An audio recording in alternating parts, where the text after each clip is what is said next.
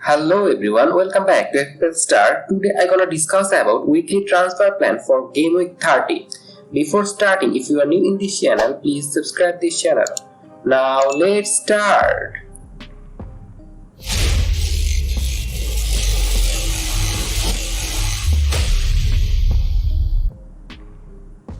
In this video, I have divided Game Week 30 transfer into 5 categories. They are essential, differential, sell, hold and ignore. Essential are those kind of players who have very high ownership, and this kind of player are very much essential for your team, because if you don't have them, then they will hurt you and hurt your rank.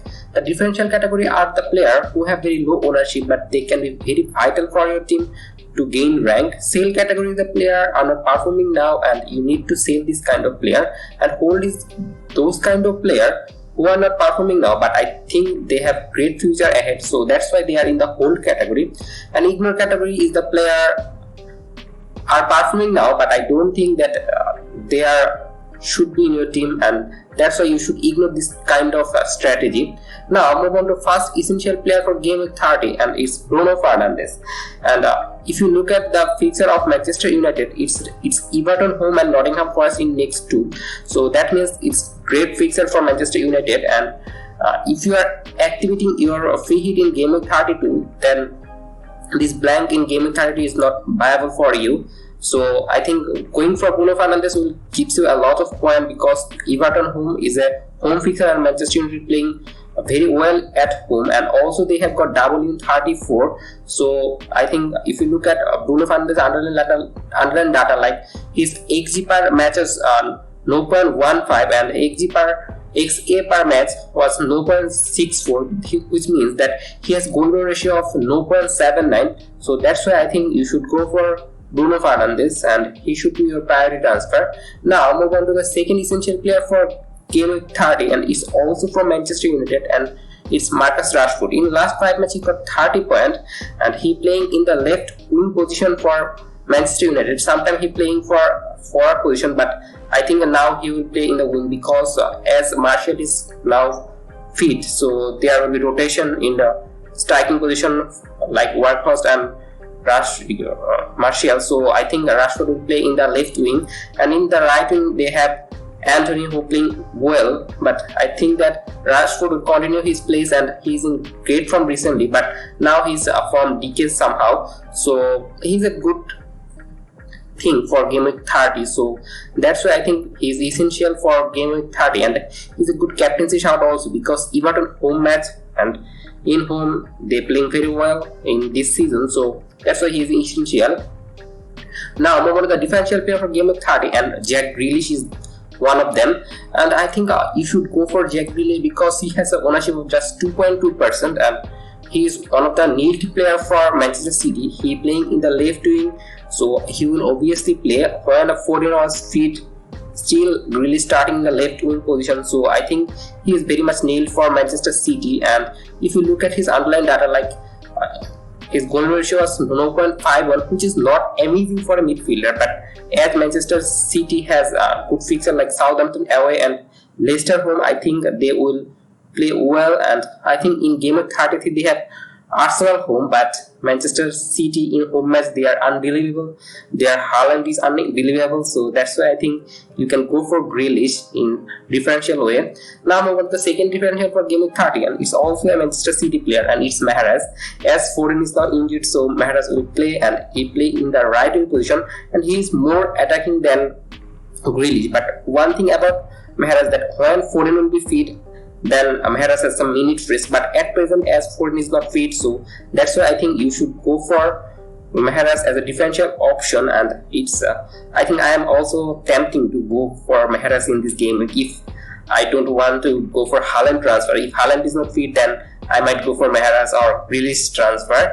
And if you look at Mahrez goal ratio is above 1, so this means it's amazing, so you should go for Mahrez. Now move on to the first sale player for Game Week 30, and it's Odegaard. And you should sell Odegaard because Arsenal fixture doesn't look good, and if you are free hitting in 32, then Southampton home is the great fixture. But other than Liverpool away, Manchester City away, Chelsea home, so their fixture are not ideal. But Arsenal are a good team, they are playing well. But if you look at their midfielder like Saka and Martinelli playing very well. Trossard also gives some return, but in the other sense that Odegaard are not that kind of attacking for Arsenal. So that's why I think if you look at his underlying data is 0.49, which is medium, I think, and that's why I think you should sell Odegaard to get some additional fixture in your team, like double game week player for 34, and some team has a double game week in 37, so you should go for this type of player, and that's why you can I think you should sell Odegaard. Now move on to the second sell, and it's Havertz, and I don't think that Chelsea are a team you should target, and if you have Chelsea attacker you should sell them because they are not playing well.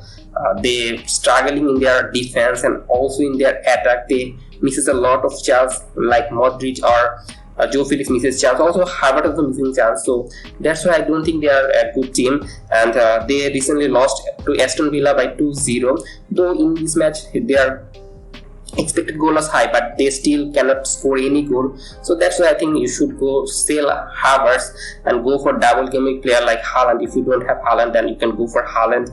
And other than Tony, Watkins are performing well. Even Johnson are performing well from Nottingham Forest. So that's why I think it's no need to hold Havertz. If you have Havertz, then you might sell him in game week 30, and it's a good move.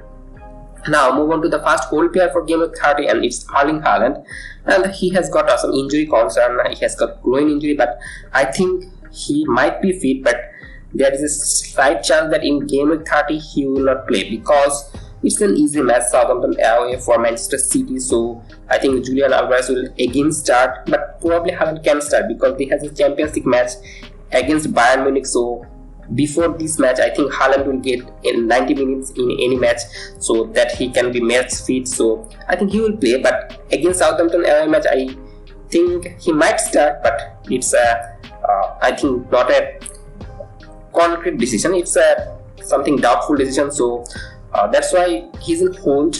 But if you find that Haaland is fully fit for game week 30, then he's an essential buy. And I already said that Rashford and Bruno Fernandes are essential, but if Haaland is fit, then Haaland is the most essential for game week 30 player. Now move on to the second hold player for game week 30, and it's Watkins. And if you look at his fixture in next game week, it's Nottingham Forest. He's playing well, and he's the main man for Aston Villa attack. He scoring goal for fun. So in last 5 matches he scored 3 goals and also provided 1 assist.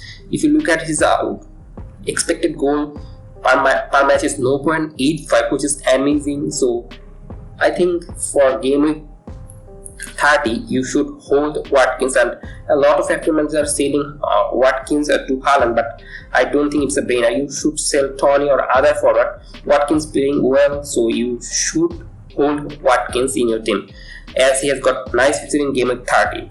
Now move on to the ignore category, and first player you should ignore is Gabriel Jesus, and he's playing well in last match where Arsenal beat Brighton by 4-1. Gabriel Jesus scored 2 goals, 1 from penalty and 1 for open play.